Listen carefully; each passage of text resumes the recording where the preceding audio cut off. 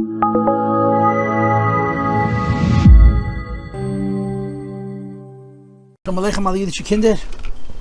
Wednesday, it's the 30th of BaSukos, and we're learning the next Mamer. BaSukos Tashvu Shivas Yamim Kol Ezech V'Yisrael Yeshu BaSukos from 50 years ago, Tafshin Lamedalet. The Rebbe said this Mamer on the second day Yom Tov. That year Yom Kippur was Shabbos. That means that Sukkot was on Thursday. If I'm not mistaken, this was the Fabrengen, where the Rebbe showed displeasure from the Chassidim's sadness or earnestness, considering the fact that there was a war going on and Yidden were dying, and the Rebbe's attitude was, we're going to fix it with Simcha.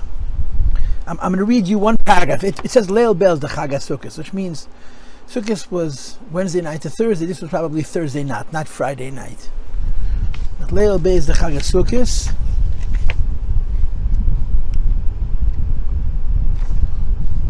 I'm going to read one paragraph of V'chein yesh lidreish v'letveya. We should expect and demand Meziknia Hasidim from the old Hasidim that were in Lubavitch, in Otvotsk, in Poltava, and so forth. They should bring with the young Hasidim, and they should tell them what they saw and they heard there. And if you know an Aleph, you should teach an Aleph, and if you know a Beis, you should teach a Beis. And the Rebbe says there are places that they have mashpiyim, and those mashpiyim, when they come here, all of a sudden they become very humble. And this is the Shin mit the Drei Kepelach, Shiflus Shel Sheket. This is the false Tanivus. They should verbringen. There should be a verbringen tonight, tomorrow morning, tomorrow night, Shabbos morning, and Motzei Shabbos, and Sunday, and Monday, till Shmini Atzeres and Simchas Torah and Shabbos Bereishis. And it should be in the kind of way, like it says in the Possuk, which is connected to the prophecy of the redemption, when there's going to be the time of everybody's going to know the Eibishter himself, Kulam Yedu Eisei, like we had in the previous Mamer. That is not going to be anymore the Indian of Rav Talmud, because we're all going to have our own day. Mala Oretz Fabringen Desavaya Kamayim LeYom Echasm Loshen HaPossuk Mala Oretz Deis Adeshem. And the Rebbe said Mala Oretz Fabringen Desavaya Kamayim LeChasm. So if you look in the Teres Menachem, the whole Fabringen is one numbered, page 94 and 95, and I'm sure that the Yiddish is the same. We don't have the Sichas, the Mamer we have, BaSukos Tashvu, which we're going to learn now. The Sichas we don't have, and the Nekud of the Sichas was that the Rebbe was very disappointed that there was a lack of Simcha, and that the justification for the lack of Simcha was the war, and the Rebbe said, excuse me, this is not how you solve problems. You solve the problems with Simcha itself, like the Rebbe said, like I spoke on Yud Gimel Tishrei. So, this is the fourth Mamer from Tafshin Lamed Aleph from the 1973-74 year, and it's the second of what is going to be 6 or 7 by morning, that the Rebbe said in the days, literally the days that the war was going on, the Yom Kippur War was going on. Now in the last Mamer, we spoke about the Dalet Minim. And the Dalet Minim were doing Avos Yisrael. But then we juxtaposed from Avos Yisrael to Avos Hashem.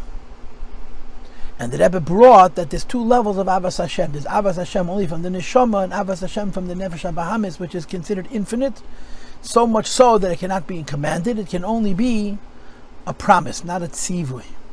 And the Rebbe went from that when you love Hashem with your animal soul, it's more than when you love Hashem with your divine soul, to the physical performance of mitzvahs. That in physical mitzvahs you have Atzmus and Hussein, so Baruch Hu. And when you do a physical mitzvah, you release higher energies from Olam HaTohu, which come into this world, not in a way that's defined by the world, but defined by itself, and it affects the whole world, including the idea of Haluas of the Shem Kol Goyim Shabchu Kol Umim, which begins not on Sukkot but right after Yom Kippurim, as we discussed. Now, Rabbi said this Chol HaMoed, I gave 2 classes. I started out of Yom Tov, but it's been very hectic, Baruch Hashem. I taught the Mamer V'lekachtem Lachem. Now I want to start teaching my BaSukos Tashvu. This is a long Mamer. It's 7 pages, but it's rather elaborate. And I guess this Mamer continues the theme of the previous Mamer. That when you do physical mitzvahs, you release very high oiris. The difference is only that in the previous Mamer, the high oiris that you reveal are oiris mel matoyu, which are kodum l'tikun. In this Mamer, you're revealing Atzmos and Hussein Sav Baruch Hu, because Gashmi was created from Atzmos, like he brings at the end of this Mamer, from the Mittel Rebbe, Shayesh HaNivra HaGashmi, Hu Yesh Ho'amiti, it is the Yesh Ho'amiti. So in that respect, the theme continues. And the way I understand it in the scheme of the war, this is a day of Mitzvos. Go out into the street, you take an esrog, you shake it with a yid, bring yid into a lulav, you do a mitzvah. Every mitzvah has atmos of hus inside of itself. It reveals unbelievable koiches, and it contributes to the haluas of the Shem kol goyim shabchu kol lom yigavar leinu chastei, and as a result it helps yid b'chlal and in the mechome especially. This Mamer continues that theme, as will the Mamer after this one, and the Mamer after this one is very unusual. So it's a Mamer chassidus, which is almost like a shtikel and nigle, where the Rebbe is going to show that the chefza shel kedusha of tzitzis, of sukkah, is greater than the chefza of kedusha, chefza of mitzvah, of tefillin and of mezuzah and of tzitzis. And then of course he says, well, it's not just true of the sukkah, it's true also of the lulav. I'm not sure why and how, but that's what he's going to say. But here he adds one more very important component, and that's the idea of simcha. In other words, the Rebbe is going to argue that in order for us to be able to reveal atzmos when we do physical mitzvahs, you have to have simcha. Either the simcha reveals the atzmos, or the atzmos which is revealed, in order for it to be revealed, needs to have simcha. These are my own words. This is my talking into the Mamer. But this Mamer, for the most part, is going to talk about the idea when you do a physical mitzvah, you release incredibly high madregas nelakus, from the highest of levels, what we call in our culture not just elam ateu, not from Sevav Kalam, but atzmos mamish. And when you do it with simcha, this atzmos, you have a koyach to reveal this atzmos, and then now I'm adding my own words, and the atzmos itself is revealed. So I'm going to be teaching this in 2 classes, and it's been a while since I've done this last, but we're going to actually not go in order. We're going to learn the Mamer within the Mamer. We're going to start on page 20. We're going to learn 20 and 21 and 22 and most of 23. And then at the next class, we're going to go back and learn 18 and 19, the beginning of 20, and then the bottom of 23 and 24. The longer class is this one. It's very nice because the shtikel haskala here. The Rebbe get a len, an in Chassidus. The Rebbe explains us in Chassidus. The discussion is going to be, first of all, how Shem and Oyer are the same thing, and then what's the difference between Shem and Oyer. On the superficial level, Oyer has a mile over Shem, and on a deeper level, Shem has a mile over Oyer. And when you're doing a mitzvah, you're calling the Eibishter's name. Viysmachу b'cha Yisrael makadshei shmecha, l'shem yichud kodesh b'cha shchinte, la'askaz l'rana d'shmecha d'shmei v'chulu, and so forth and so on. So again, to repeat, this is the middle of the Yom Kippur War, and this Mamer is mostly about the of mitzvahs. And again, I'm going to interpret and assume that the Rebbe was saying this in the spirit of the idea of Mitzvos. When you meet a Yid, especially a soldier, and do a mitzvah with him, it's a shmir for him, it's a shmir for all the people that he is shomer, because it releases very, very high madregas nelakus that affect, like the Rebbe said in the previous Mamer, haluas Hashem kol goyim shabchu kol yigavar leinu chastei. But in order to have the koyach to do it, you have to have simcha. So I'm not going to waste your time or mine. We're going to go to page 20, and we're going to begin to read the first full paragraph where it says V'yuvad zebehegdem hamavua b'sefer hamemorim tafresh lamed. Again, the Rebbe visits a Mamer from the Rebbe Marash, a different Mamer from the Rebbe Marash. It's at the end of Memorim tafresh lamed b'sefer, or Bakama Mekam in other places. I'm assuming other places means in the Rebbe Marash himself, but I don't know. But it says in Siddur V'yismichu b'cha kol Yisrael makadshei shmecha. As the Jewish people are going to rejoice in you because they are makadshei shmecha, they're makadesh the Eibishter's name. On Shabbos, in the Elokeinu v'Elokeinu v'Seinu Tefillah, right before the end of the bracha of Kiddush of Shabbos, we say V'yanuchu va kol Yisrael makadesh shmecha. All the Jewish people should rest on Shabbos makadesh shmecha, that they bring a Kiddusha to the Eibishter's name. But on Yom Tov in V'hasiyenu, and this is in all the tefillos of Yom Tov, including Musaf, we say V'yismachу v'chal kol Yisrael makadshei shmecha. Not V'yanuchu va kol Yisrael makadshei shmecha, that the Jewish people are going to rest in it because the Shabbos is connected to Oinig, which is the Menucha. Yom Tov is connected to Simcha, so it changes from V'yanuchu va to V'yismachhu v'cha. What is the difference? What's the difference between saying on Shabbos V'yanuchu va and saying Yom Tov V'yismachhu v'cha? So superficially, the difference is whether the avodah is Oinig, Shabbos, or Simcha, Yom Tov. But on Shabbos, you say V'yanuchu va, a Yid rests in Shabbos. On Yom Tov, you say V'yismachhu v'cha, a Jew rejoices in Hashem. V'yismachhu v'cha, a Yid vereit sich mit dem Eibishter. In the Eibishter, Jew rejoices in the Eibishter. And that's what this Mamer is talking to. What does this mean? that on Yom Tov we say, "V'yismchu v'chal kol Yisrael makadshei shemecha." Shalachay, any move in the question is, how does Shimcha hu shmeisha l'kadosh baruch Shmecha means Hashem's name? And you have to assume that the Eibishter's name is pretty holy, because the Eibishter is all about holiness. And therefore the question is, Mahu Pirush Makadshei Shemecha, what does it mean to make Hashem's name holy? As if you were to say, Shetzarech l'kadesh et Hashem, Hashem means to be holified. Isn't it true that the Eibishter's name is Kaddish? Even if there's a notion that Hashem's name needs to be holified, why and how is it that the Jewish people are Makadesh Meisha LaKadosh Baruch? Let's be direct. Makadshei Shemecha means Yidden go Mesiras Nefesh HaKiddush Hashem. I mean, we daven every Shabbos, every Yom Tov. We say V'yinucho v'kol Yisrael Makadshei Shemecha, V'yismachu v'kol Yisrael Makadshei Shemecha, and I always think of the name for Kiddush Hashem. Kiddush Hashem is not a fun topic. It's not an easy thing to think about. It's not an easy thing to talk about.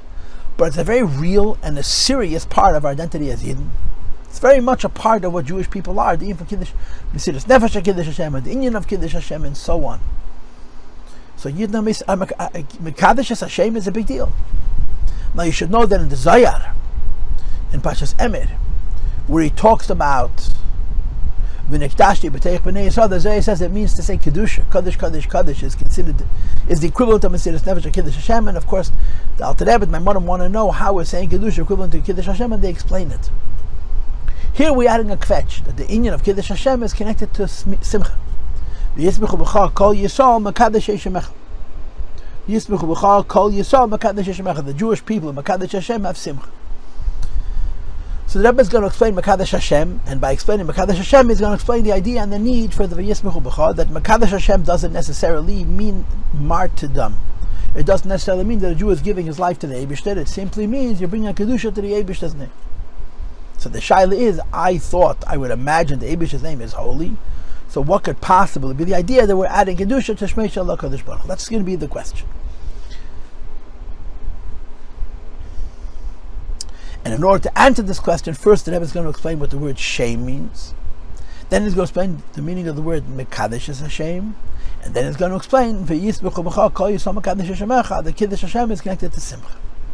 And he begins, to answer this question, Behegdim, we have to preface first what we say in the davening of Rosh Hashanah, Kodesh Ata V'nei Shmecha. In the davening of Rosh Hashanah and Yom Kippur, we add a big arichas in the third bracha, Ata Kodesh, which has 4 uvachains.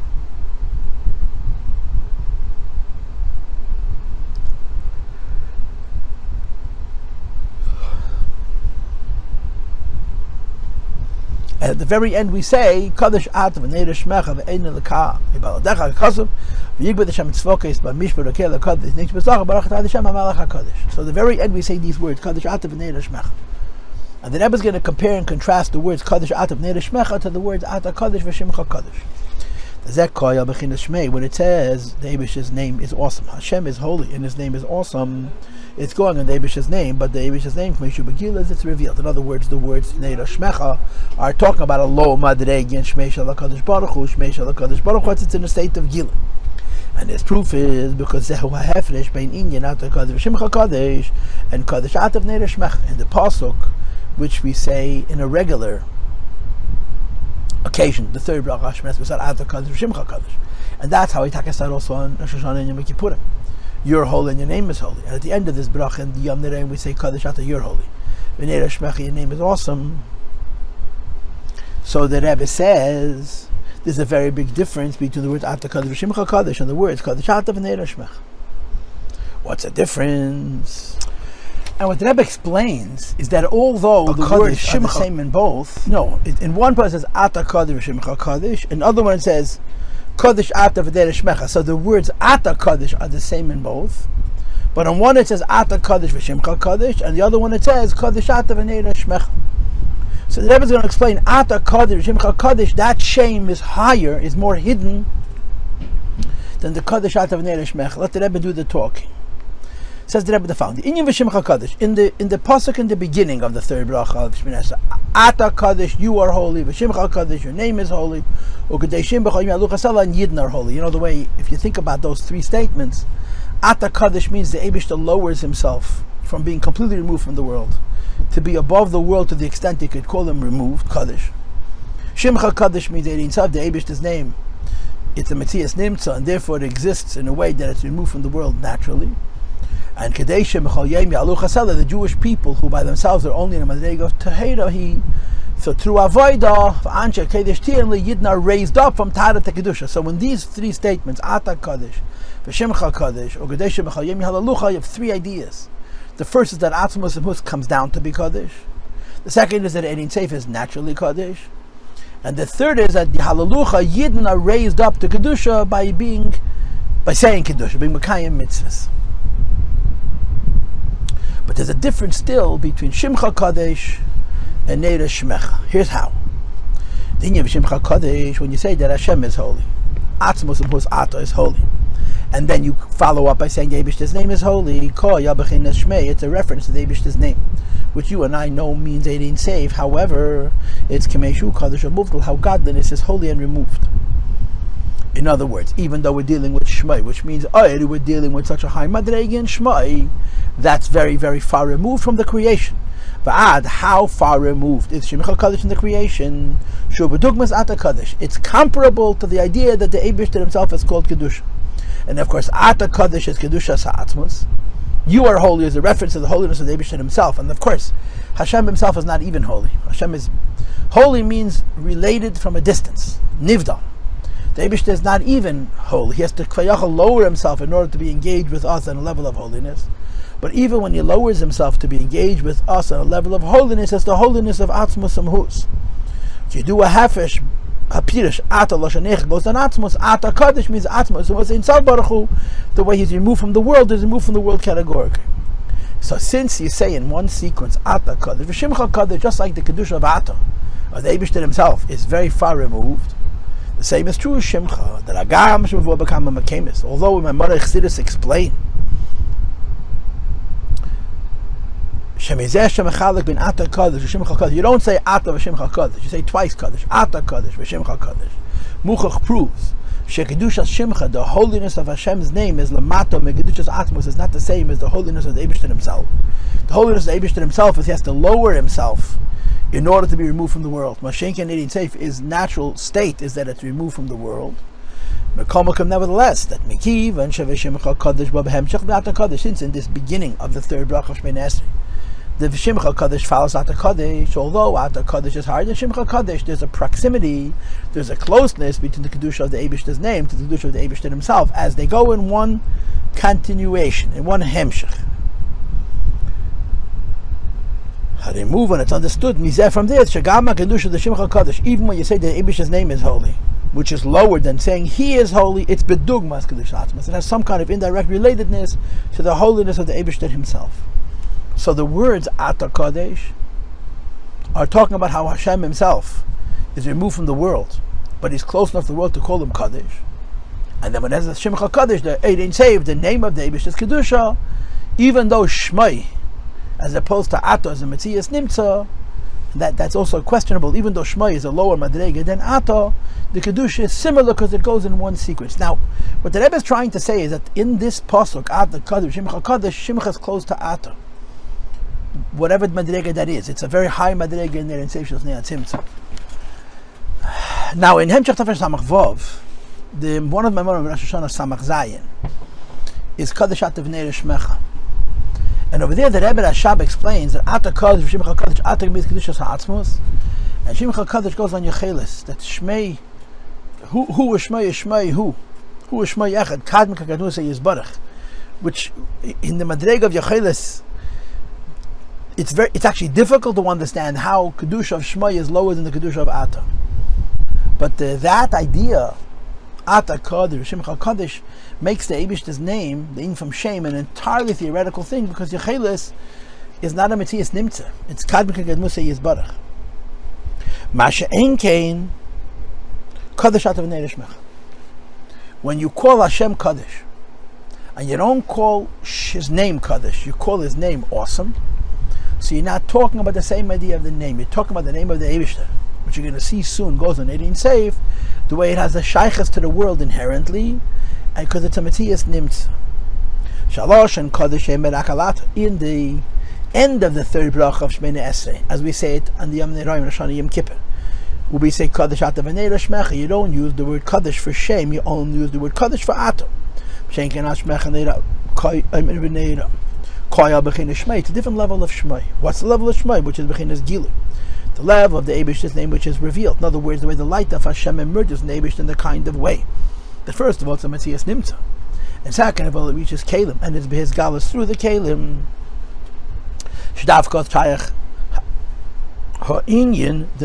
At this point you're not going to call it holy, you're going to say it's awesome. So the words are the same, Ata and Shem, but because in one place it's Ata Kaddish, V'shimcha Kaddish, so Shem means the level of the Eibish's name, which is not a Metzias at all, like Ata. And since in the other Possuk it says Kaddish Ata V'Neira Shmecha, although we're using the same word, it means a much lower madrig. It means a lakus, which is by definition in relationship with the world, because it's a union of Gilui. That's why we say Kaddish Ata V'Neira Shmecha. So the Rebbe says, before you explain V'yismchhu b'cha kol yisrael makadshei shemecha, you have to explain makadshei shemecha. But before you explain makadshei shmecha, you have to explain what shmecha means. Why do you have to have kedusha to shmecha? L'chayr, the Eibish's name is already holy, and the answer is because makadshei shmecha means the madrega of shame, which is not kadmik kadmusi barach. It's not one with atzmos. It's in a state of gilu, and therefore you have to be makadesh as a shame. The Eibish's name is holy anyway, but you're adding a new kedusha to it. Meaning to say, in this case, kiddush Hashem doesn't mean martyrdom, giving away your life. L'kadesh meisha l'kadesh baruch hu. In this case, kiddush Hashem means Eibish's name is a level of Gilui Lakus, and you want to add to the level of Gilui Lakus, which is called shame, a higher inyan of kedusha, as opposed to Ata Kaddish v'Shimcha Kaddish, where in that Possuk shame goes on atzmas and mahus, so it's called Kaddish, just like Ata is Kaddish. Overdo with Malach Basalam, the example is for a king. Shabiyah says Saga Bechalo, when the king is locked away in his private chambers, a room inside a room. Ein shayachaz shiyiram miponav. There isn't even a concept of being afraid of him, because he's not available for you to be awed by him. So he's beyond noira. He's kaddish. V'rakeshu bezgalos, and the king emerges, and he shows himself as dafke nasa yiram miponav. There's a possibility to have fear of him. So in the Possuk, Ata Kaddish, which you say in the beginning of the third bracha Shminas, Ata Kaddish, V'shimcha Kaddish is how Hashem is so far removed from the world, although He's holy. Meaning to say, His relationship with the world is, but it's an indirect relationship with the world. It's not so proximate to elicit fear. Mashenk and the Possuk Kaddish Ata V'Neira Shmecha. Kaddish Ata means the same thing as Ata Kaddish, but Neira Shmecha means that the Eibish's name is close enough to us to elicit Mamer. And when it says in the davening of Shabbos, of Yom Tov, makadshei shmecha, and the davening of Shabbos, also makadshei shmecha, but on Shabbos you say vinuchu v'kol yisrael makadshei shmecha, and on Yom Tov you say vismchu b'cha kol yisrael makadshei shmecha. Why do you have to have kedusha d'shmeisha l'kadosh baruch hu? Because the Eibishter's name that's being described here is not the name which is one with the Eibishter, but rather the name which is revealed. V'zehu inyan makadshei shmecha. The reason you have to bring holiness, sanctity, to the name of HaKadosh Baruch Hu, the Shmecha, Bechinas Hashem. Shmecha means Hashem's name, but it's Hashem's name, Meishu Begila, Hashem's name as it's revealed. And because it's revealed, its relationship with the world is V'Neira Shmecha. It's awesome in relationship with the world. And it can be made even more awesome. Yisrael Ayadei Avedasam, the Jewish people, their Avodah, Makachem Es Hashem, they bring a holiness to the name. Hi8s Essence, they add to the name the Kedushas HaAtzmos.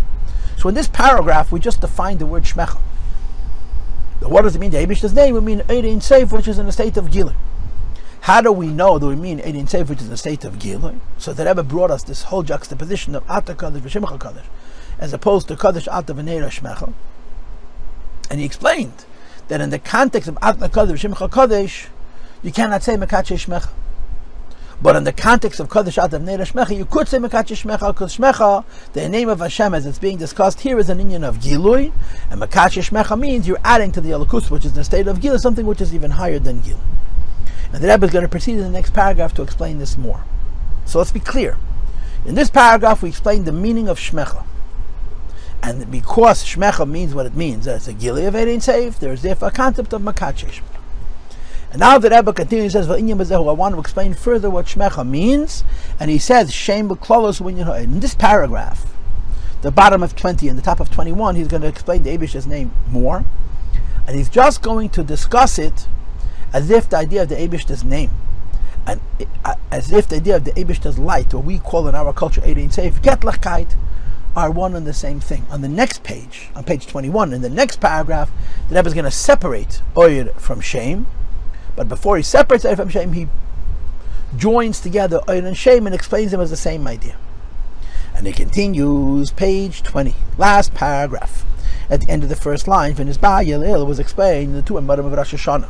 The Mamer Shem Malch Mi Mamak, and the Mamer Shuvi Sol Adash Am Lekechi Shaltba Vinecha. And then we finish with Sham Faram Sfaseinu that those two Maimorim talked about the idea of the Eibishter Ratzon to create the world and the three Madregas of Ratzon, Ratzon, Golem, Snel, Ratzon, Luchot, Batz, Musay. And because of Mishay Lekarke, Sheni, Adam, Mishay Lebai, Sheni, Adam, we're able to read about the Eibishter to have a renewed Ratzon. And the Rebbe says those three Madregas of Ratzon are really three Madregas of Eidin Seif. And he says, we discussed in the Maimorim of Rosh Hashanah and Shabbos Tshuvah, which is before the Milchama started. That although we're talking about the Lakus of Neat Tzimtzum, everything is called Batz Musay, nevertheless, Yeshtam Kama Madregas is a number of levels. And he tells you what the three levels are. They didn't say which is the Makar of Mamalak Alaman, they didn't say which is the Makar of Sevel Kalaman, and the Madrega of Eidin Seif, which is called Atzmos. It's Oyer, it's not Moyer, it's not Kadmin, Kakadmus, and Yecheles. It's Eid, but then it's not in the state of Gilu. First Madrega is Chinas Erik Meshu Begila, the light of the Eibishter, which is in Lifnei Tzimtzum, destined for Gila. And Gila doesn't only mean Hashem is going to reveal it. Gila means we're going to be able to receive it, which is called Gila La'atzma V'Shila Ilm, which was the Makar of Mamalak Alam. This lowest Madrega is consistent with the notion of Hashara, Hashem guesstimates. Ma'asha Azali is how the words are going to look. And this third Madrega of Eid will be manifest in the worlds on the worldly level. And he continues and he says, in this lowest Madrega of Eidin Seif. Shayechin Amalucha, there's the actual possibility of Hashem being so close to us, they can actually be our king, parenthesis. But the actual kinging is only after the Tzimtzum, which is Ha'inyin Shal Gezedas HaMelech, the notion of the king's decrees. So Lifnei Tzimtzum is the Ratzon. But because Lifnei Tzimtzum is the Ratzon Galil Melucha, after the Tzimtzum there's Melucha B'Peil Mamish. So the lowest Madrega of Eidin Seif is Eidin Seif, which is so close to the world that you could say that it exists for the sake of the world. Lifnei Zeh Yesh Ratzon Melucha B'Hayat, and this is a Ratzon Melucha, which is called. The Rabbi here is sort of splitting it here. He's making 3 into 4 almost. He says, V'lifnei Zeh, before the Eibishter has revealed Ratzon to be a king, and is a king in fact, Yesh Ratzon Melucha, there's the will to be a king. By the people crowning the king, the Seder B'Ratzon and Galil Melucha, the king is aroused to be a king. These two things that we just read are in the previous Maimorim the same thing. They're called Ratzon Galil. He's dividing up the Ratzon Galil into 2 things, the Melucha and the Ratzon Melucha, but they're both the state of Gili. Then come 3 lines from the bottom, Lifnei Zeh Yesh Ratzon Melucha. Now, Ratzon doesn't mean sealed away in Atzmos. Ratzon Melucha B'Atzmos, it simply means it's a Ratzon without urgency, which is called Machshava V'Ratzon. He thought in himself about the possibility of being a king, and that's the middle Madrega. So in the first Madrega, which is Ratzon Goloi, there's the Melucha and there's Ratzon Melucha, and in the middle Madrega there's the Machshava V'Ratzon, and then the highest Madrega, the Sibul Ratzon Machshava Zu, the reason for the middle Madrega is Malchus Meshachas Ba'atzmos, which gives you Ratzon Melucha B'Atzmos Ila Melucha, Commission is Ba'arucha Manamatena. So he divides it up into 4 ideas, but it's 3 Tzeinos. The lowest Ratzon is he actually wants to be a king with a certain urgency, a certain desire, a certain passion. And in this itself, there's the kinging and there's the desire for king. Then there's the thought about it, and then how it locked away in Atzmos and Hus, what's called Misha and Lekarke and the other, Misha and the Bayis, and the other was in Melucha Bayet. So these are. So he's dividing, he's sort of splitting it here. The first level has 2 aspects. The Ratzon Goloi for Melucha, and then the Melucha B'Poil. This is both the Madrega of Oyer Goloi, or to say it in Lashon Harav, the Shir B'Atma V'Keach Kol Ma'asha Asad Liyad B'Poil, and then there's the Ratzon, which is called in Chassidus the Ratzon of the Esespheres Agenuzas, and then the Esespheres Agenuzas themselves. This is the Hashara B'Poil, that's the lowest level, and then the middle level is B'Reisha Menusa the Malka, and the highest level is Ratzon Melucha Batz Musay. And these 3 levels of Ratzon are compared to 3 Madregas of Eidin Seif. And the 3 Madregas of Eidin Seif are Shmoy. The Eibishter's name is Oyer. At this point in the Mamer, we know no distinction between the word Ratzon and the word Shem. They're the same. Okay? The only issue is, why do you have to be Makadsh Hashem? Because it's Hashem that's a lower Madrega. If you're talking about the Shem, which is Shimcha Kodesh, which is Kodesh to Ata Kodesh, which is Kadvika Gadmusa Yisbarach Din of Yecheles, You don't have to be makadeshit. It's self-kedushed, so to speak. But when you're talking about the gilui of shame, then you have to have the info makadshei shmecha, which is what the Rebbe is now describing.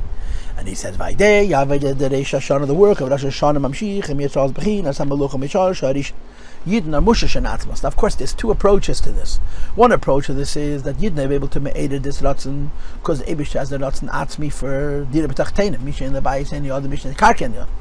And the other approach is that Yidden themselves are mushish and atzmos, like the famous Torah for the Mitzvos Magad and the Mamer Yisrael Olu b'machshava, and in the Rosh Hashanah Mamer. The focus was more on the first idea, that how could we arouse in the Eibush to be melech when he decides he doesn't want to be melech? Because the Eibush has an atmis dekeratzen for having a home, misha in the bayis and the other, misha in the karki and the other, and the Rosh Hashanah mamshich and Yisrael, the Jewish people bring back again. And the phenomenon of the Eibush to being a melech, being interested in being a king. And as you know from Hasidus, what does it mean Eibush as being a king? That his investment in the world is not limited to what the world needs in order to exist, but the Eibush's investment in the world is himself, all of the Eibush. He gives himself to the world as if we own him. That's the degree of dedication of a king to his subject, as opposed to a dictator to those he dictates to. That the malchus of Hashem, which was one with Atzmas and Hus, is brought forward. And he repeats again what he says in all of my modern based on the Mamer in Siddur. Rosh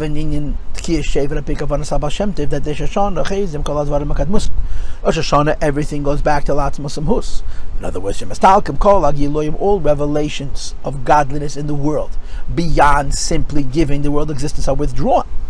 And it removes those opinions.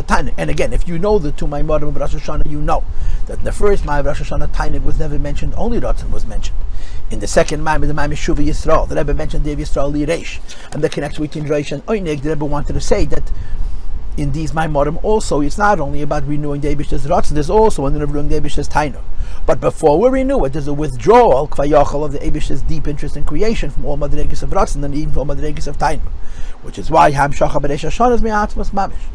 On Rosh Hashanah, we bring down from the Eibush a renewed interest in the creation from atzmos mamish by being made a tainug, and being made a ratzon. The tainug is Yisrael Olu b'machshava, and the ratzon is misha in the karka and the other. So we're renewing the Eibush is interested in the world. His will should come back down for Rasna Muchat Batzmuset to Rasna Muchat to Rasna Nelem to Rasna Golet to Ashara to Belucha B'Peil Mamish. And those lower madregas, the way the Eibush is reinvested in the world, is called shmecha, which is a lakus in a state of gilui, where you could say dina makadshei shmecha, as you see later on. And he says, "V'amshach azu hu yadet ki shefer." And this he didn't have in those Maimarim. In those Maimarim, he said that the way we arouse it is because of misha and the karka and the other. Here he says that you blow a physical shefer. And the physical shefer has a connection to atzmos, because physical things are mushish and atzmos and hos. And he spells it out: shefer gashmi, peh bashmi, and kale gashmi dafka. Physical shefer, a physical mouth and a physical sound. The afet ki shefer in the kolapnim, although shefer is a spiritual thing, and the spiritual things are not gashmi, the ruchnim, the inner voice. The true idea of shefer is revealing deep levels of the neshama, the madrega of chai, the madrega of chida, and even madrega of yachid. But the amshachas ha'atzmos is through the physical blowing of the shefer, not the kavanah ruchnius, but the ma'isa of tkiyah shefer bagashmius.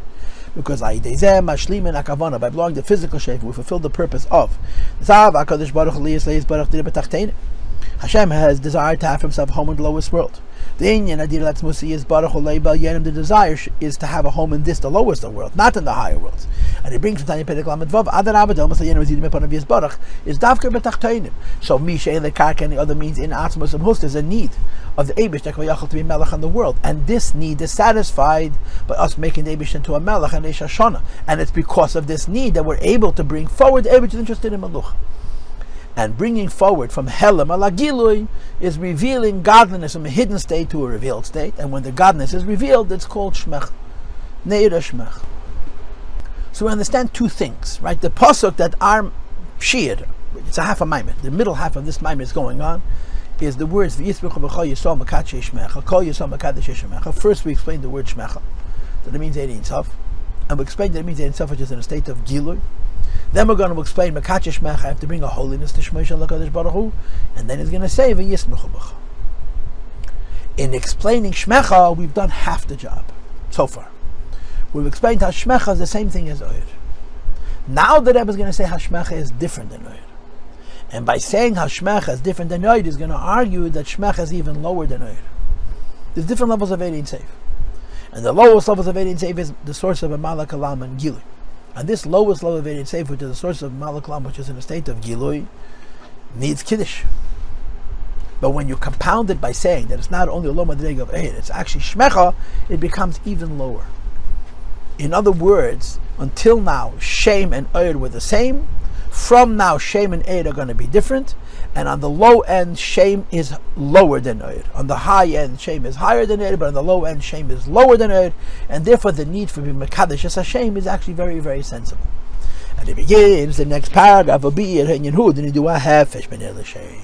In the previous paragraph, we spoke about the correlation, the similarity. And Hashem, they're both Ha'or, both Gil, Matzamos, Mozain, Sav Baruch Hu, and we're dealing with Gili Hashem, the Gili of Ein Seif, and after Kiddush Hashem, now we're going into the differences. That Oyer is higher than Shem on the Chitain Yizika level, and Shem is deeper than Oyer on the Pnim Yizika level. And he explains. The Er Shaykh La'amoyer, the very denotation of Er means that there's a source, which is the meaning of the statement Er Me'ein Amoyer. The light is Me'ein, is the same material as the source. You call the Eibush a source only in as much as from the source a light will come. And the light emerges from the source with a capital S in a way that reflects the source absolutely perfectly and completely. So the inyan of Oyer is Me'ein Amoyer. The way I like to say it in my classes to my Talmidim is, if you don't understand something in Kabbalah and Hasidus, ask him what's his last name. What's Oyer's last name? Me'ein Hamoyer. What's Ha'or's last name? V'gilui. So here we're talking about the madrega of Er, which is Me'ein Hamoyer. Even when it's in the state of Gilui, it's a Gilui which is Me'ein Hamoyer. Ma'ashe'ein in Shem. Shem is lower because it's Chitzeni, it's superficial, it's secondary, it's peripheral. Now this is not the point at which to make great speeches, but it is the point to sort of remind ourselves of the basic ideas. If you're a student of mine on any level, you know that I like to say that Chochmas HaKabbalah can be summarized in one word. And that one word is godliness, Elokus. Elokus versus Elokah. If you have to define it in two words, then it's Adam and Ma'oid, as I've discussed many, many times. The concept of godliness is a very hard concept to explain, because on the one hand, it isn't the Eibishter, and on the other hand, it isn't not the Eibishter. Godliness is not a creation. Godliness is called an emanation. And godliness in the highest levels have no beginning. Just like the Eibush no beginning, Eibush also has no beginning. And there's a lot of contradictions that you have to sort of fuse together, that on the one hand it's a Gili B'derech Mamela, on the other hand it's a Gili Ritzonis, in order to understand the basic idea of godliness.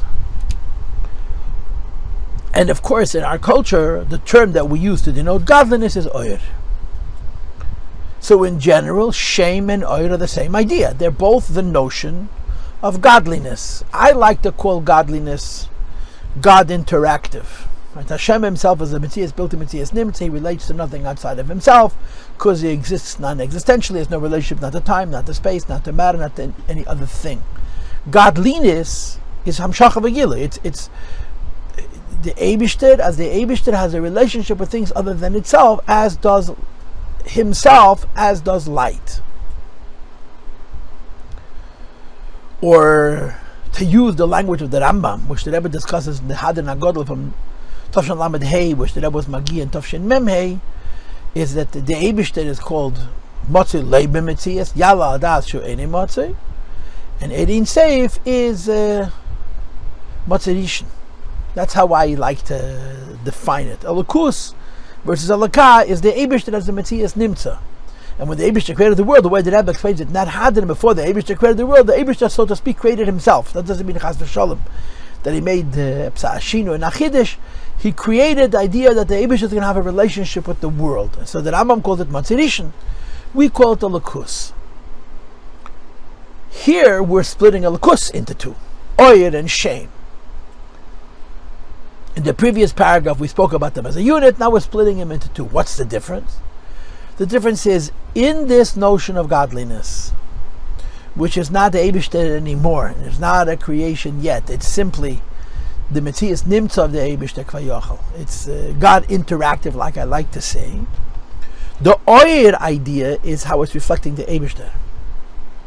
The shame idea is how it's relating to the world. So Oyer is shame and shame is Oyer, but there's a different emphasis. The whole Oyer's last name is Me'ein HaMoyer. When you meet godliness, all godliness tells you is about the Eibishter. When you meet the Eibishter's name, what it's telling you is that there's somebody else who's calling him by that name. Hashem doesn't need a name unless there's something other. So although mystically, which is the most important level, Oyer and Shem are the same thing. They're both a lakus. They're not nivroim chas v'shalom. They're nitiyas. They're gilu. It's much higher than the madrega of Atzilus. Nitiyas is Atzilus. It's Oyer, hu shmei belvad, hu shmei echad, and all the rest. But when you split hairs, Oyer emphasizes how it's a reflection of the source. And as much as a reflection of the source, although it's God interactive, although it's not got, it's getlich, although it's not alakah, it's alakus, like it says in the Maimorim. But its mitzias is to represent got unalakah. And in shame, it's all about the fact that the world can have a handle on him through it. And accordingly, shame is lower than Oyer. And once you understand that shame is lower than Oyer, you understand this concept of makadshei shmecha. The Eibishter's name is godliness on a level which relates to worldliness, and therefore a new kedusha can be added to it. And that's the direction that this Mamer is headed in. So we've read the first line of this paragraph, that Oyer is shaykh lahamoyer, right? Inyan hamoyer hu mashin imshach menu Oyer. The whole idea of Oyer is that there's a source. And we call it a source because light comes from it. The Eibishter is not a moyer. It is a tzimtzum in the lakus that there should be inyan hamoyer, which is the shadish of inyan ha'oyer. But when Oyer emerges from moyer, its inyan is me'ein hamoyer. Ma'ashein kin shei, page 21, second paragraph, second line, as opposed to the Eibishter having a name within the The notion of the Eibishter's name is not just a reflection of what the Eibishter is. It's something even more superficial than that. Because she'ein yenegeh la'atzmei kvayochel, the Eibishter doesn't need a name. Even in as much as the Eibishter mitzad shlei musay needs Oyer, but the Oyer that the Eibishter needs kvayochel mitzad shlei musay does not have to have a name. And when you have to have a name, it rak b'shvil azul, for the benefit of some other. Just like in the human experience, in the worldly experience, if you're the only being in the creation, you don't have to have a name, because you in relationship with yourself don't need to identify yourself. It's only somebody other needs to call you by that name. So when you speak about the Eibishter having a name, that automatically presumes that there is another that's able to identify him by his name. And if not for the fact that there was this presumption of another, there wouldn't be a name. The only reason the Eibishter has a name is because there's another. That other, that means you and me, should be able to call the Eibishter using the name. And Rabbi explains it in the Mashal. So a human being is in one place, and another human being is in another place, and the second human being wants to get the attention of the first place. The first person needs to have a name, and then when the second person is calls the first person by his name, when he turns towards him. So the name is only necessary when there is somebody else who's being a Kedei. And the same is true klapi Shema. You're talking about the Eibishter L'mayla. When the Eibishter is by himself, he doesn't need a name. The truth of the matter is, you can even ask the question, the Eibishter is by himself, why he has to have Oyer. But there's explanations of Chassidus, because the Shleimus has to have two Shleimus. The Shleimus of Matzil Leib Metzias is Heder HaMetzias, and the Shleimus of Metzias, which is Inyan HaOyer. But shame is not part of the Eibishter Shleimus as he is by himself. Shame is about us being able to relate to him. Which is why Yadua, it's known. Shamashal the Oyer, when Chassidus brings the mashal for Oyer, which is godliness, which is about Me'ein HaMoyer, and they sometimes bring Inyan HaMalchus to describe Hashem as the king over the world. Now the definition of Malchus is the Midah and Elokus, which exists for another. Ein Melech B'Layam. Even though the Eibishter is Metzias Adein Elam Asher Malach B'Terem Kol Yitzur Nivra, Hashem can have Melucha B'Etzem, but the Inyan of Midas HaMalchus, as opposed to Chochmah and Bina, and even as opposed to Chesed and Gevura, is all about there being another over which one kings. So if you want to describe the concept of Hashem being a king within the scheme of godliness, and you use the mashal of Oirein Seif, Hamavur Bakama Makemis, so the Rebbe says, Eine mashal Mechuvan Lagami. It's not a very good mashal. Now there's no Makoides here. I did not look into Tafrei Shlamad, but I'm going to assume that this all is from the Rebbe Marash. That although in some Maimorim, when they want to describe Hashem as a Melech, they use the mashal of Eir, the Shem Melech, Geis, Lavish, the Lavush of Eir, Eiteir Kasalma. The Rebbe says the mashal of Eir, in as much as we understand what Eir means, as Mein HaMoed, is really not properly representative of the inyan of Melucha. Why? Because the concept of godliness, in as much as it's not God, is only about the idea that the Eibishter has been brought forward into a Metzias Nimtzu. The Eibishter is brought forward into a state of the Eibishter's interactive, but it's based on his shleimus. As we said earlier in the beginning of this paragraph, the idea of the Eibishter is being called the source. And even the idea that Eibishter is being called the source is also already a big symptom, that there should be from him something which is sourced, which is oir, which is elokus, which is getlichkeit.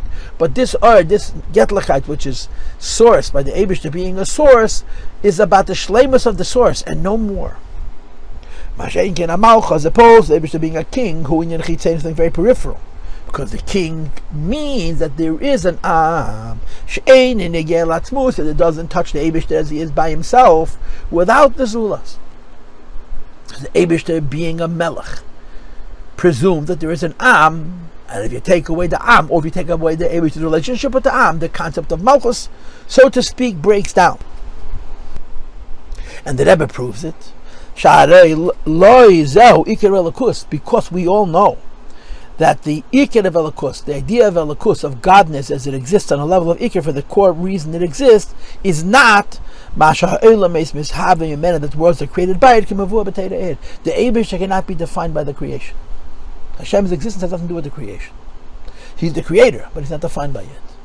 Here we're saying Eibishterliness, Elokus, cannot be defined by the creation. Although Elokus is not Elokah, it's Oida, not Moed, it's Metzias Nimtza, not Eini Motzi. But it also does not exist for the sake of creation of the world. And the phenomenon of creation is Rak Mechinas Eis Tov, is the last letter of the Aleph Beis Tov, which is Madrega Chitachteinik and Vobelukotei Sefel Yikra. And the idea of Eis Tov, which is Inyan Malchus. So Malchus, how in a Lakus there is something about world. But higher than Malchus, the Lakus as it is by itself, it's not about world. So when you generalize, really, and the generalization would be that Oid and Shem are the same thing. Oid is a reflection of the source, Shem is the benefit of Azulas. When you generalize and you say both of them the same thing, why? Because you're not talking about the Eibishter, you're not talking about the creation yet, you're talking about something which is Eibishterliness. So in general, Oid and Shem are the same, but specifically, it's not the same. And therefore, when we talk about the particular meat of Malchus, which cannot be without Azulas, the mashal of godliness is not sufficient. And when you want to describe the Eibish as a melech, v'lachein ha-mashal ha-matim l'inyan ha-malchus hu, the appropriate mashal, to discuss alakus, how godliness has within itself the phenomenon of kingship, is like ha-mashal the Eid is not the metaphor of light, p'kim ha-mashal the shade, the metaphor of a name. Now the name is also a light, and the light is also something called a name. But the name has the component that the other knows it, and it exists for the benefit of the other, as opposed to Eid. In as much as the whole notion of Hashem being a king is about creation, because Malchus hu inyan is. So the Rebbe says, this is like the name of a human being. If you are the only human being in the universe, you don't have a name. You certainly don't use it. You probably don't even know it. The name is only necessary because somebody else needs to benefit from using it. A human being is used by his lonesome. He's not called forward by a name because his existence is only a relationship with itself. And even when the human being is given a name. So the only reason he's given a name is because he should be a beis yad, a handle on this human being. Even then, calling in Hashem, the whole reason he's been given this name is Rak. Mashal Yade, it's only because through this name is Nifnev and Himshech, he turns and he's drawn to another. So this is the idea of a name, only when there's another. Now Rabbi says, I want to point something out. There are two concepts. The first concept is creation, and the second concept is the purpose of creation. In the scheme of creation, the Eibishter's investment is very limited. And therefore the scheme of creation, you don't want to say that the Eibishter creates the world with Od, you want to say the Eibishter creates the world with shame. You don't want to say the Eibishter creates the world with Madrig of Eir, which is Mein Amad. You want to say that it creates the world with Anyin of Eir, Anyin and Anoy Emlich. But that's only when you're looking at the world without its purpose. When you're looking at the world with its purpose, it's exactly the opposite. Like it says in Shara Yichud Ve'emunah, in the beginning of Peirik Zayin, which is one of my favorite points to reiterate and reiterate and reiterate, that the Zohar asks the question, Alter Rebbe asks the question, why does the Zohar speak about Yichud Elah and Yichud Tato? Meaning to say, if Yichud Elah is true, Yichud Elah is false. So why do we say that as Yichud Tato, even though we know that Shema Yisrael, Adonai Eloheinu, Adonai Echad is Yichud Elah, and the Alter Rebbe's answer is because the Eibishter goes away from Yichud Elah, and he lowers himself to Yichud Tato, so he should be able to be a Melech. All the B'tzeina, Ano Emlech. And it seems to me that the idea of Ano Emlech is quite consistent with the Inyan of HaKadosh Baruch Hu Liyas Baruch Dir B'Tachtenim. Just like Tachtenim is something which is much lower and separate from the Eibishter, Melucha Ein Melech B'Layam is also Hashem's involved, and there's something which is much lower. So when you look at the creation on the creation level, you say you cannot associate the world to godliness, you have to associate the world to the Eibishter's name. But then when you add the idea of Pnimius, that Hashem is invested in the world, and he's talking the Melech Olam, not only in the sense that he's created the world with a few words, but as the king, he gives himself to the world completely. Now the dish is turned on its head. Malchus, which is lower, becomes much higher, much deeper. Shame, which is lower, becomes much higher, much deeper than Oid. And that's what the Rebbe is going to explain. On the surface of it, shame exists for Azulas. Oid exists for Shlemus HaAtzmos. Oid is higher and shame is lower. And as much as Hashem creates the world, the appropriate allusion would be Malchusa Yizbarach, shame and not Oid. Says the Rebbe, however, Le'idach Gis, there's another side to this coin. And on 5 lines from the bottom of page 21, we have the number 10 in your text.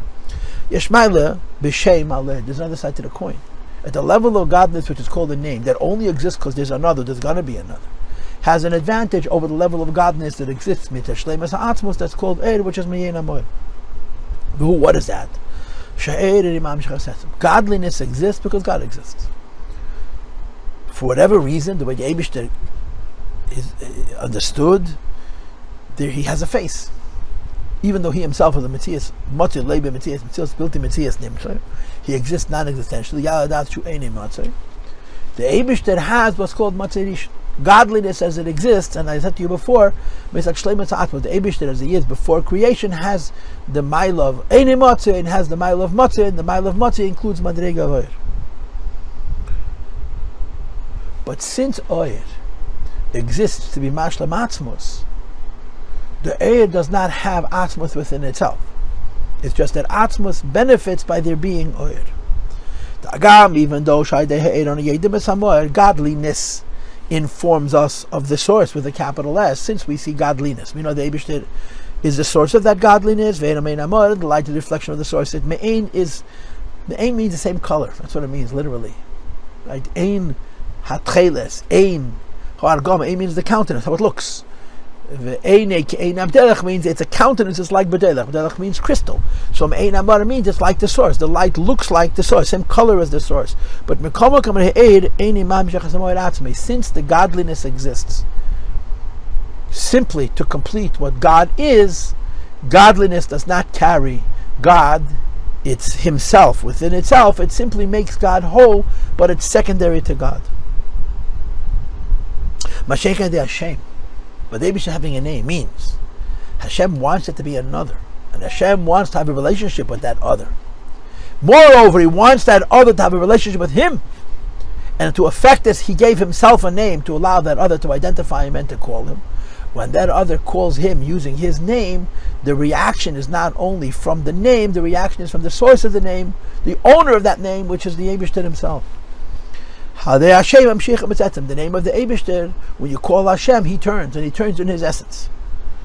Just like when you call a person by his name, the person turns in all that he is. Like we know from the Siches and the Mamer, when a person faints, the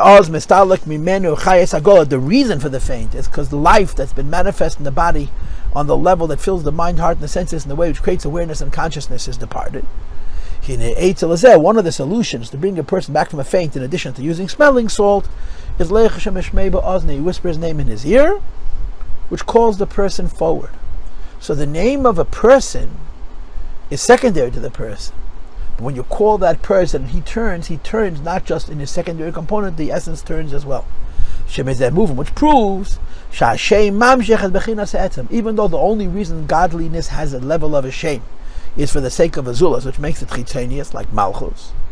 But when it's activated, when it's fulfilling its purpose, the name not only allows for the relationship with the world, but when the world relates to the Eibishter's name and the Eibishter responds, the source of the name, the Eibishter himself, turns, which is it draws the source, the Eibishter himself, which is higher than life and even higher than the concept of Oir. So the name only exists when the Eibishter has a world. But the way the Eibishter sets up his relationship with his world, this that he has a name, to have a relationship with the world, engages him, the source of the name, which is much higher than him. Of course, you all know the famous story, which is the Mashpia's classic representation of this idea. Tzemach was a little boy, and he was a Yossi, and his Zayda was raising him. And he was sitting on his grandfather's lap, and caressing his Zayda's beard, and saying affectionately, Zayda, the Alter Rebbe. Alter Rebbe was a Pikeach, and the Tzemach Tzedek was Butzen Mekitvi Yediyah. So the Alter Rebbe said to the Tzemach Tzedek, "Das is the Zayda, this is the Zayda's beard. This is not the Zayda's beard." So he grabbed his nose, like the halacha is, the nose is the siman of Hi8s. Lagabi eglarufa v'chulu. Moidedin, what to do?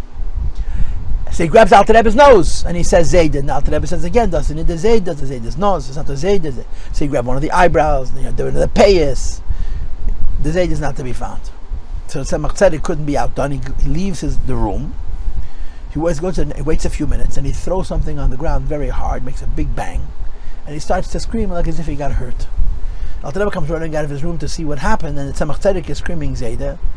And when the Tzemach Tzedek sees his grandfather, he says, "Oh, to the Zayda." He points, "This is the Zayda." Now you can't deny it, right? Because I called Zayda and the nose didn't come, the beard didn't come, the Zayda came.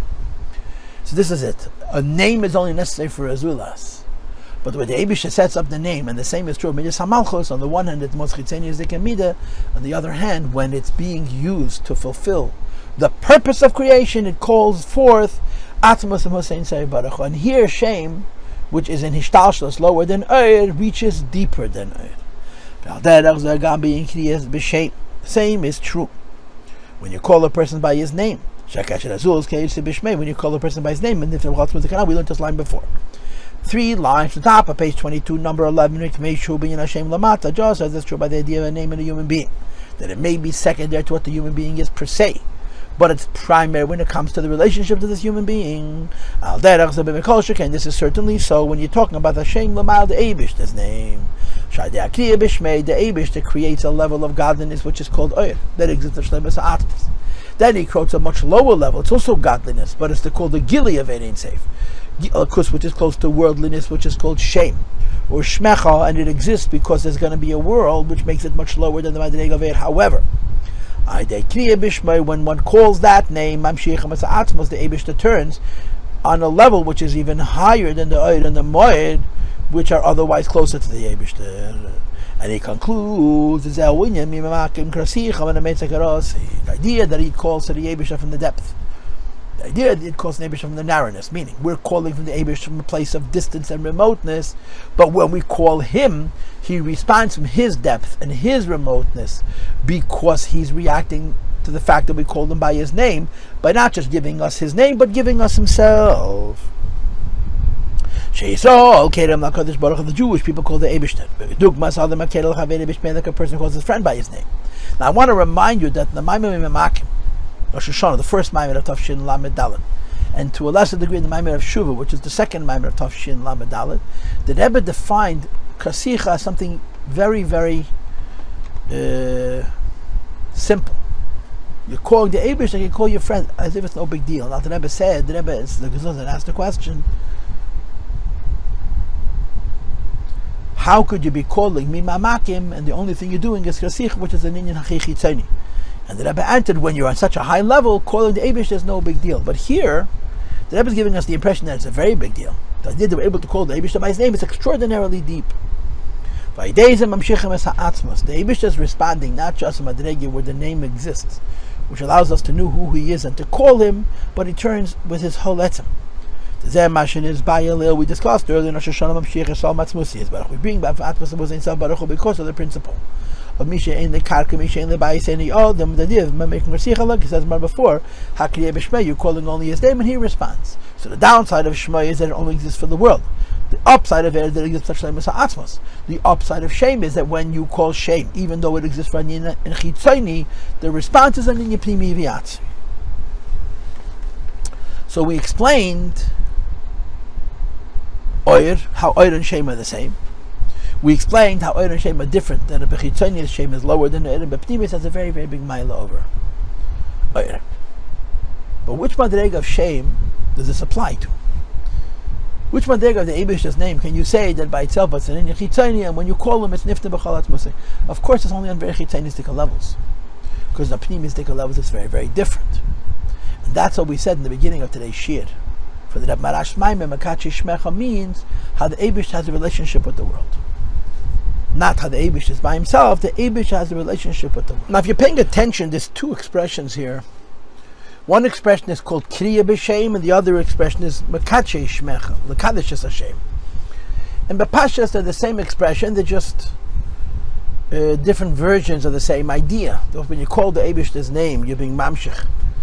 From Helma Lagilu, like it says in Tanya Sof Perek Lamedzayim, K'adam Akeda Lachavere, K'av Akeda Lebnei. And Makadshei Shmecha also means that you're bringing forth Kedushas Atmos into the shame, but maybe specifically these are two steps, like doing the mitzvah is Kriyas Hashem, and then Makadshei Shmecha is beyond that. I'm just pointing out that there are these two expressions. But one thing is certainly a truth, and that is that we have in Hasidus a sugya arucha v'arucha with an ayin and an aleph about what we accomplish when we're doing mitzvahs. And there's a variety of different ways of saying it. One of the ways of saying it is called la'askona roza dishmei, askona with a tov, to be misaken, the secret of the Eibish's name. The Eibish has a name, and the name of the Eibish goes on the midas and the spheres of Elokus, on Atzilus. And la'askona roza dishmei means to be mitaken, the secret of the Eibish's name, which is explained to mean each time we do a mitzvah, we're strengthening one of the Ramach Eividim, the Malka, which means we're strengthening the Keli, we're making the Keli have more detail, more pirut, and therefore we're mamshech more oir.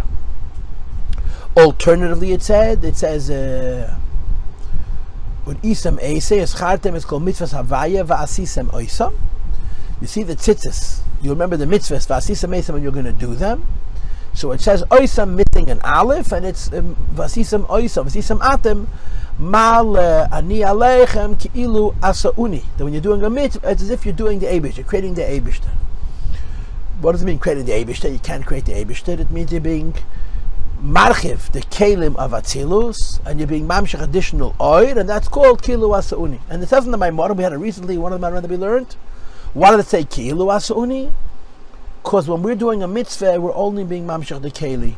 We're doing the keli. The oil comes by itself, and therefore it's only ki'ilu asauni because we're only creating the keli, and the Eibush decides that oil is going to be nimshach, just like begashmi is when a person's body physically grows.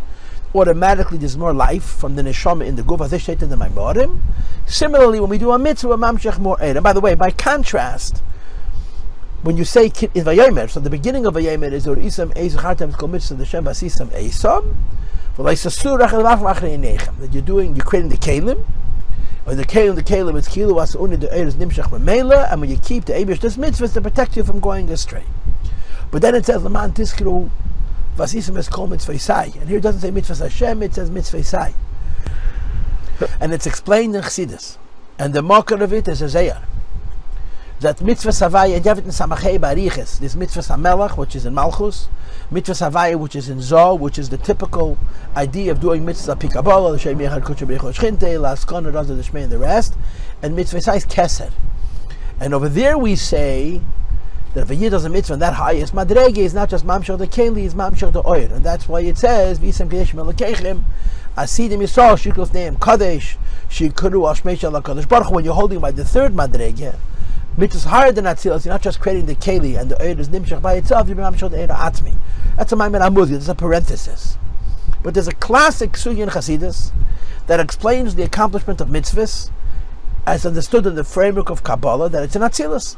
Every time a Yid does a mitzvah, he's expanding one of the Evodim, one of the Kelim of Atzilus, and more Oidus Nimshach. It's called Askalados in the Shmei. It's called Vasisam Eisam Malan Yalechem Kilu Asuni. It's alternatively called the Shem Yichud Kucher Bichu Shchente, and so on.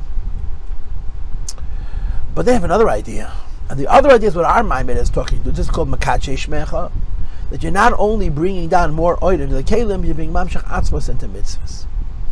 And this, I wrote on the margin, if you look in the first Mamer in the Samach Vov, at the end, he speaks about the B'tachtoinim, and Amitzvahs and Mamshach Atzmos, and he connects it to the Aces of Shem Havaya, and the Shemicha Kuchubich Shentei, but it's very clear that what he's speaking about in that Mamer is not the idea of bringing the Eidos into the Kelim of Atzilus, it's being Mamshach Atzmos, and that's what our Mamer is doing.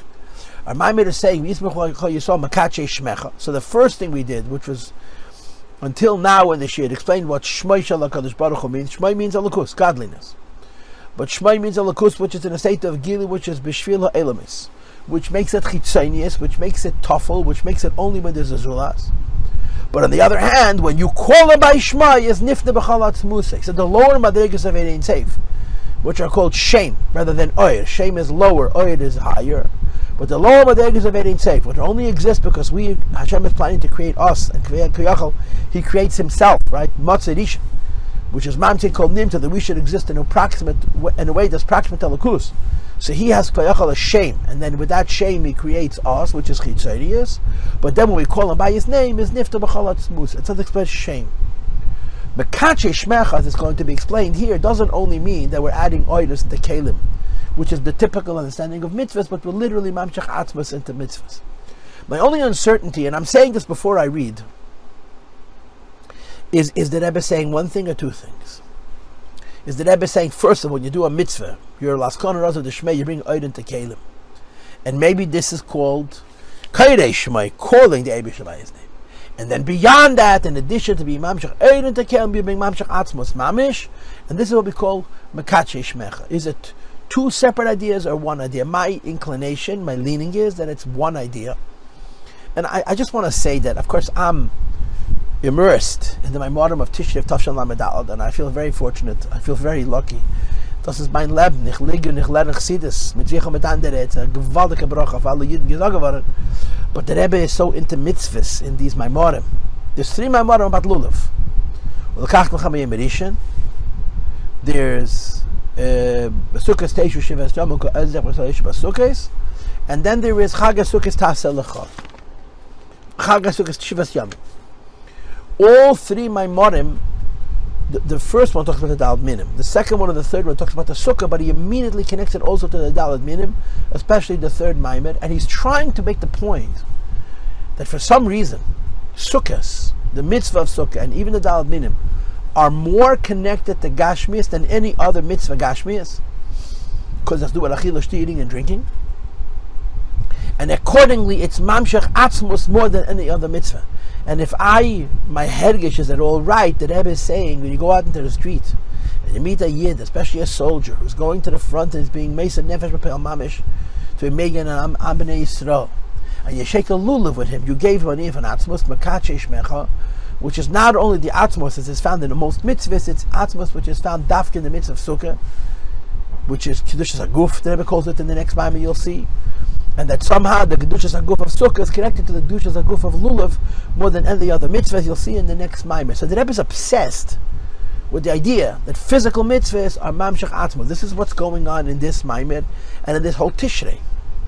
The chiddush of this Mamer is that in addition to speaking about mitzvahs being Mamshach Atzmos, he also speaks to the Baal Simcha, which you're going to see in the next paragraph. But we're ready to start reading the second paragraph on page 22, where the Rebbe develops the inyan of Kiyum HaMitzvah. It says, V'hinei.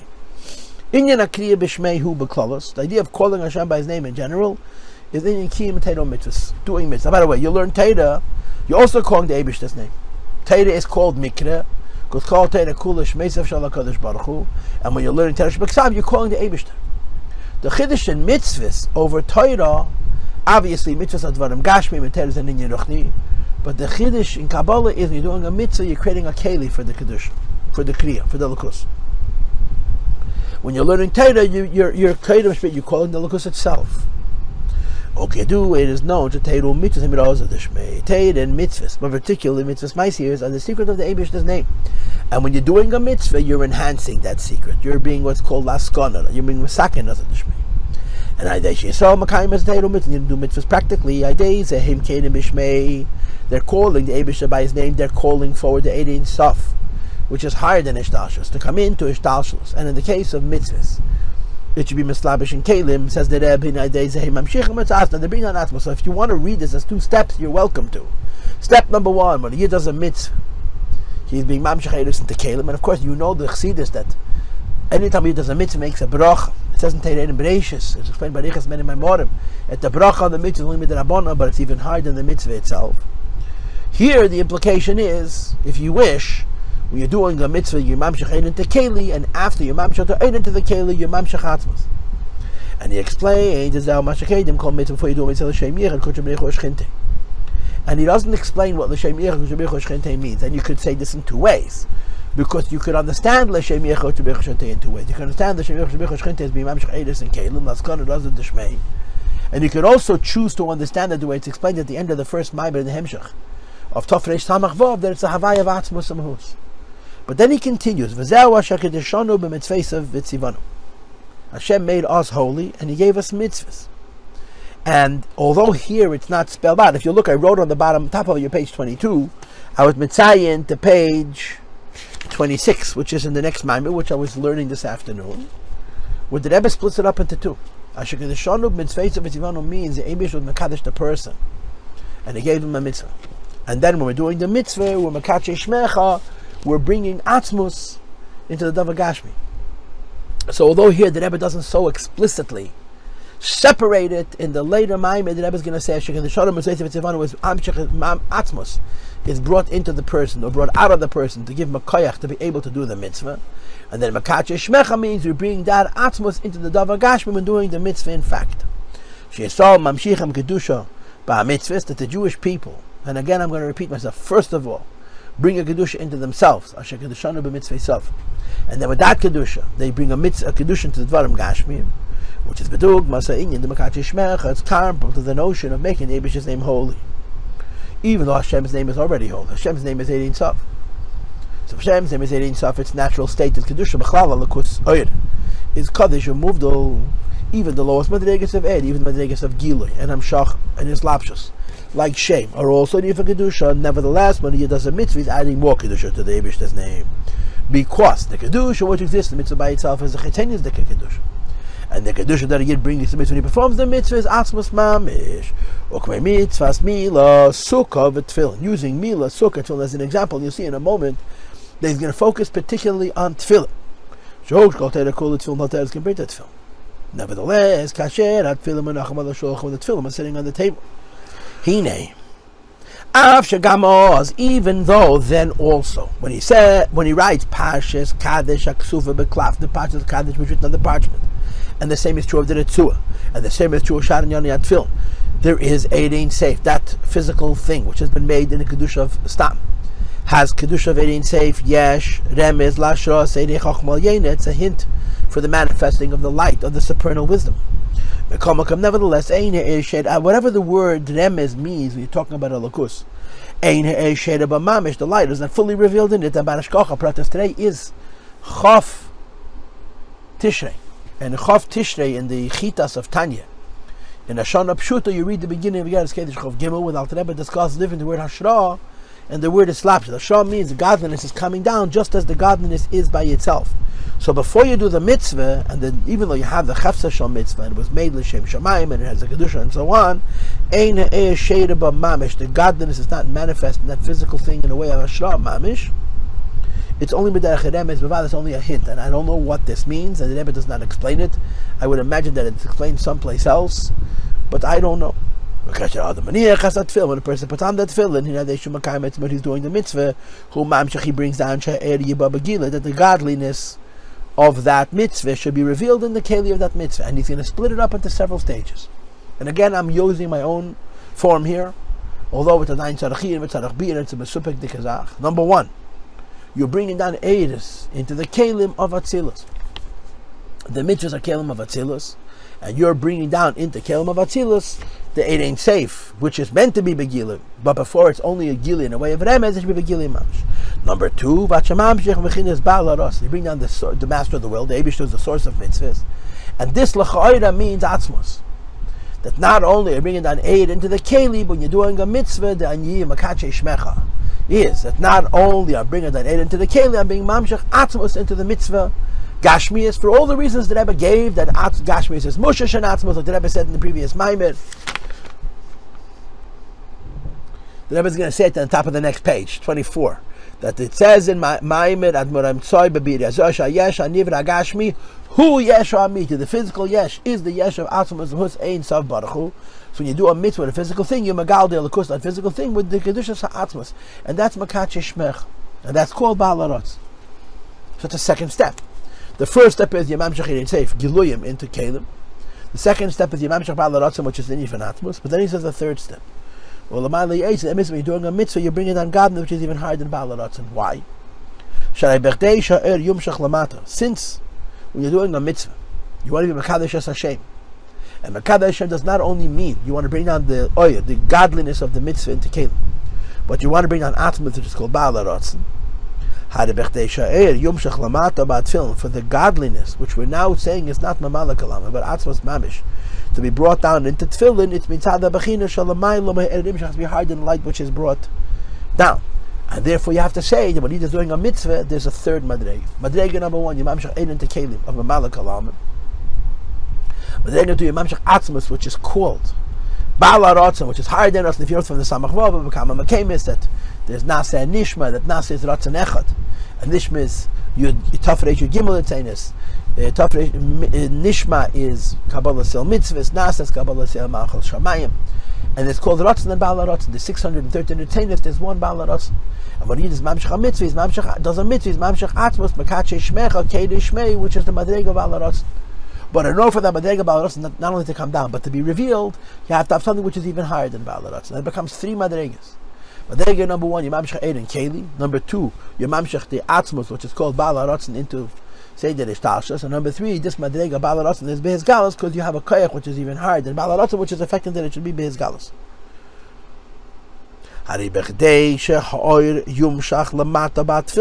In order for the light to be brought down into the tefillin, it's even higher than the madrega ba'alarotzim. This line I repeated twice. That's the joy that a yid has in being makadshei shamayim. Jewish people do mitzvahs, and doing mitzvahs is called kriya b'shmei, calling Eibishter by his name. When we do this, we bring out from Atzmos Ein Sav Baruch Hu. We bring out the holiness of the Eibishter himself into his name. That means into kelim, into Hishtalshelus, into the madrega v'alakus, which is called chitzenius, and is only for the sake of element. It is only that nifna b'chal atzmos. We're bringing atzmos. That Hashem mitadat, by the name of the Eibishter, and as much as it's a name rather than a light, is in chitzenius, which shows us as a secondary thing which only exists because the Eibishter is contemplating creating a world. But Vaidesha Kedem Bishmei, we call him his name. We're not only revealing the aid into the Kedem, Mamshach Atzmos. Sh'azhu Nifne B'chal Atzmos. Hashem turns with his essence to the Jewish people. And Vaidesha Mamshich, and we bring forward Kedushas Atzmos Bishmei, the holiness of Atzmos of Hus Mamish into the Eibishter's name, which is the idea of makadshei shmech. So I don't know if the splitting of hairs is correct or incorrect, but certainly when it says in this Mamer, Shmecha means a lower madrega in Elokus, and makadshei shmecha means adding to this lower madrega in Elokus, not just a higher madrega in Elokus, but the kedushas atzmos. And now that we explain shmecha and makadshei shmecha, now we go back and explain וישמחו. And again, I want to give a short introduction. You know, I've been teaching Chassidus my whole adult life. And there are certain Maimorim that I've taught repeatedly. And obviously, if you teach the same Maimon again and again and again, on some level, you know it better than another Maimon. And one of the Maimorim which I taught at least 10 times, probably 15 times, is the Mamer Tanur Rabban and Ner Chanukah Tafresh Mem Gimel. The first two prakim are very askaladik, they're about achtos.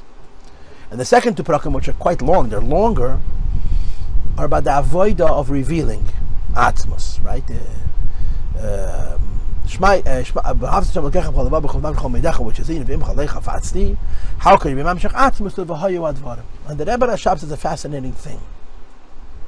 In Pei Gimel of that Mamer, when you do a mitzvah, you mamshech atzmos. When you do a mitzvah, you mamshech atzmos, that gili is not going to be till Mashiach comes, unless along with doing the mitzvah you have simcha shal mitzvah. Because the simcha shal mitzvah is the gili of atzmos. That's what it says in that Mamer. So in that Mamer, in Reish Mem Gimel, it says that when you're doing a mitzvah, you're bringing down atzmos and hus. But the atzmos of the Gashmi is not going to reveal till Mashiach comes. When you do the mitzvah, simcha shal mitzvah, the atzmos is in a state of gili. Our Mamer is a similar thing. V'yismichu b'cha, makadshei shmecha. Makadshei shmecha means doing the mitzvahs, and v'yismichu b'cha is from gilui. But in this Mamer, the Rebbe is not going to say the same thing he's saying in that Mamer. Now, the reason I'm pointing it out is because this is a hanocha built in muga, and it may actually be that this is what the Rebbe's kavana is. So I'm pointing out that there's a difference between what's written in this Mamer and what's written in the other Mamer. And bepashtas, it's saying two different things, although it's conceivable that the Rebbe actually means here the same thing he means there. And it would help to look at the Tafresh Lamed.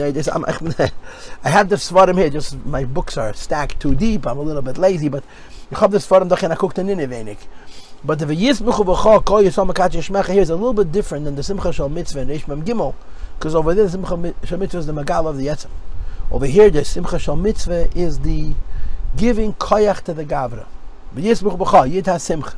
And the Simcha that a Yid has gives him koyach to reach deep inside of himself so that he can be makadshei shmecha in doing the mitzvah. So in other words, in the Reish Mem Gimel, the Simcha Shal Mitzvah is after the mitzvah to be Magal of the mitzvah. And over here, the Simcha Shal Mitzvah is before the mitzvah to motivate, to give us the koyach to be able to do the mitzvah. So the Rebbe continues on the very bottom, page 22, V'hine. HaKoyach sheyesh ben nishamas Yisrael. L'hakta shmei yisbarach. Where the Yid has the koyach to make the Eibish's name holy, it's on the Simcha. And in this Mamer, the Simcha is first. First, it's in the state of Simcha. And the Simcha gives a Yid the koyach of Atmos and Hus, which comes from the fact that a Yid has Atmos in his etzem, in his neshama, like the Rebbe said on the top of page. It's on the next page. Okay, we didn't learn it yet. On page 23. That the reason you can be mamshech atzmos is because it is mushrish and atzmos. But to reveal the atzmos in a Yid, you have to have Simcha. The Simcha reveals the atzmos in a Yid, which gives a Yid koyach to reveal the atzmos in the Dvarim Gashmi. So the Rebbe says, okay, Achshesh ben Nisham Yisrael, the strength that Yid have lahakta shmei yizbarach, to bring holiness to Eibish's name, and the Simcha, which is joy. Which is the Possuk is saying, Yismechol kol yisol makadshei shmecha. The Jewish people rejoice in as much as they be mekadesh mishal HaKadosh Baruch Hu. And he translates as Zesh Yisrael Mekadesh Shmecha. Yid has the ability to bring holiness in Eibish's name. Yismechol through Simcha. First, you have to have Simcha. Now, Simcha is a very deep thing. It's an Inyan Atzmi, but it's an Inyan Atzmi that's ruchniistic. Or mitzvah is an Inyan Atzmi, which is gashmiistic, which is even deeper. But the hergish of the Simcha brings you to a place where you can do the mitzvah, which is mamshech, the atmos of gashmius, which in this world is l'cheda beyond the hergish. That's how you have to understand it, I think. And he explains, Ki simcha peidet geder, joy breaches all barriers. And if you look in footnote 35, you see that the mokin is from the Rebbe Rashab. Afriyedike mokin ito. Hageder shal hamedidis v'hagbalas, joy breaches the limitations, the criteria, the limitations and measures of kol seder hishtalshelus, of all seder hishtalshelus. Which is why you first have joy. It sets up the ability to be mamshech atzmos. And he says that the rejoicing that a Jew is doing is b'cha in you, and he translates b'cha b'atzmuscha the Eibishter himself, and he contrasts it. There's yismechu imcha, there's yismechu mimcha. And imcha means that the joy is secondary to the Eibishter. And mimcha means the joy because it's coming from the Eibishter. But yismechu b'cha means we're rejoicing in the Eibishter himself. Look inside, behind you. She'ein ze b'chinas imcha. The joy is not with the Eibishter, which is like the inyan of kimcha mekir chaim, which means that our joy is tafel u'batel to the Eibishter. Shu tafel u'batel, that I'm happy, I'm joyous because I'm tafel u'batel to the Eibishter. Or bechinas mimcha, that because the Eibishter exists, he gives me a joy, like the Possuk says, Ki mimcha hakel, Ki mimcha b'atzmuscha. A Yid rejoices in the Eibishter himself, period, the end, full stop. Or k'mevua b'seif mamanam shamas, that Rabbi Marash explains. Shemimcha hu me'ispashtus ha'atzmus. If we would be besimcha from mimcha, because the Eibishter exists, we're happy. Our joy would be associated with the gili of atzmus. But when it says וישמחו בך, it's b'teich atzmus chamhuscha. The joy of a Yid is the Eibishter as he is by himself. So there's no more powerful allusion to rejoicing with the Eibishter himself than b'cha. I wrote on the margin, what about l'cha? Like l'cha, Hashem ha'gedula v'ha'gevura v'teferes l'cha. And l'cha is simcha te'im kimcha mekir chaim. Doesn't kimcha mekir chaim, it means that the mekir chaim is tough on the bottle to the Eibishter. L'cha v'ha'gedula means that the sfira is a bottle to the Eibishter. But I don't know. Bottom line is, v'yismechu b'cha means b'atzmuscha, more than kimcha and more than mimcha. And now the Rebbe goes through the pilpul that I said before, the question is, it's true that when a person is rejoicing, it reveals his etzem, but it's only etzem shala adam, hasamech. It reveals the essence of the person who's happy. Whatever he does, his root and his source is brought forward through simcha. Claim it. In other words, if a person finds himself in a situation that there's blockages and obstacles in his spiritual self, and because of this, the inyanim of a lakus, which is in the neshama, not brought forward, joy helps.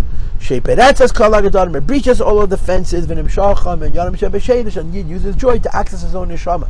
But the joy only reveals the lakus, which is in Yiddish and neshama, not the alakus of atzmus amhus. Not in this case. The Jewish people are joyous. We're saying that the joy in the Yid himself, which is called וישמחו בך, I guess. We're reading on the Eibishter himself. And the question is, how is it possible? Because the Jew is happy, he should bring on the atmos of the Eibishter. What does a Yid's atmos have to do with the Eibishter's atmos? A Yid is a claim by Shefanish, a small creation. And of course the answer is, like we learned in the Rosh Hashanah Mamer, that first of all, Misha in the Bais, Misha in the Karka, and the Adam, Dira B'Tachtenim touches Atzmos and Hussein, so Baruch Hu. And second of all, Yisrael Ola B'Machshav, Yid Nemushish and Atzmos and Hus. The Teret says, Shenisham is Yisrael Mushrasha B'Atzmos Yisbarach, the root of Yid is Taki and Atzmos, and therefore the joy that the Jew finds within himself to reveal his own Etzem is enough to help reveal the Etzem of Elokus, because the Etzem of Elokus and the Etzem of the Yid are ultimately one and the same thing. Which is Lamaila Misherish Teino Mitzvah, Sherish Yitzhak Mitzvah, the famous Tanad V'Eliyahu, that the Eliyahu and Navi says, Mi Kedim Lemi, Merani, Machshavtan She'Yisrael Kodm L'chol Dover, Afilu Machshav Esatera. Narvaden V'Yor, Dulamata, they fell down below Me'ig, Ram Fatol, Mat Labir, I make it to a deep pit. But we know that Yidi Dezui Terech Aliyah, this descent is the sake of an Aliyah. There's two aspects of the Aliyah. The first aspect of Aliyah is Aliyah in the person.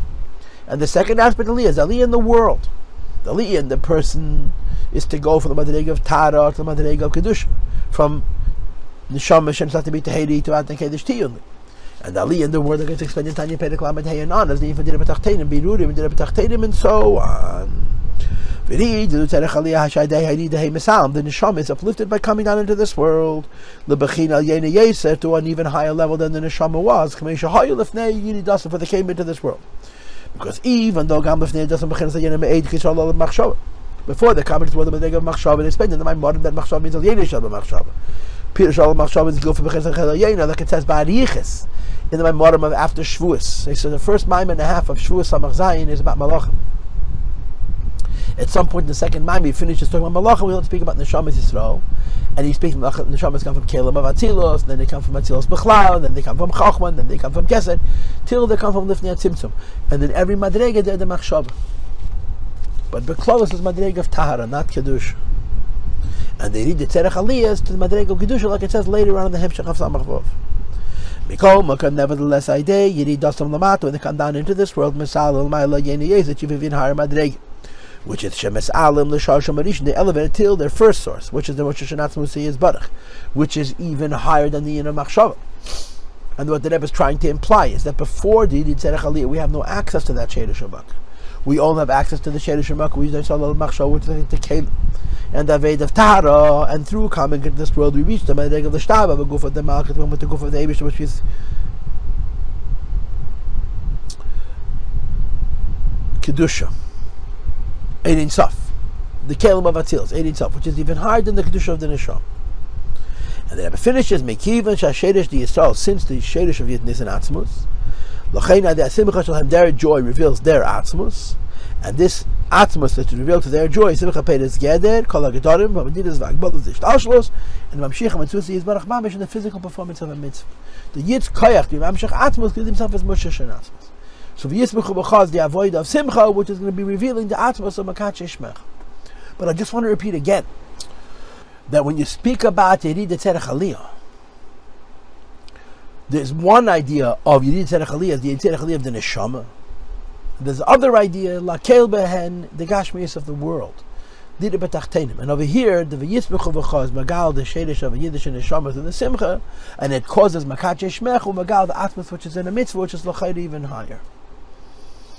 This is the end of the Shir.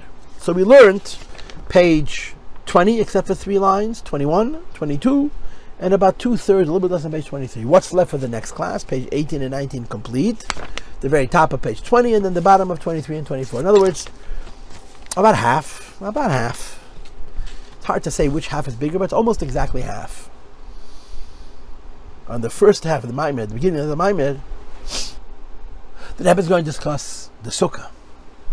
Specifically, all mitzvahs. Now he's going to discuss the Sukkah. How Sukkah is Mamshech Atzmas.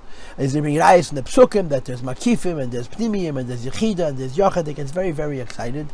The bottom line is, when Yid does a mitzvah, specifically sitting in a Sukkah, he's Mamshech Atzmas and Hussein Tzav Baruch. When again, it seems to me like the Rebbe is driving home the point. Since there's a Mechama, and Ei Tzadi L'Yaykiv Meni Yivashea, and we need trufas, and we need segulas, and we need brachas, and we need hatzlachas. One of the biggest segulas and hatzlachas and brachas and segulas and refuas and yeshuas is that you should go into a sukkah and sit for 5 minutes and eat.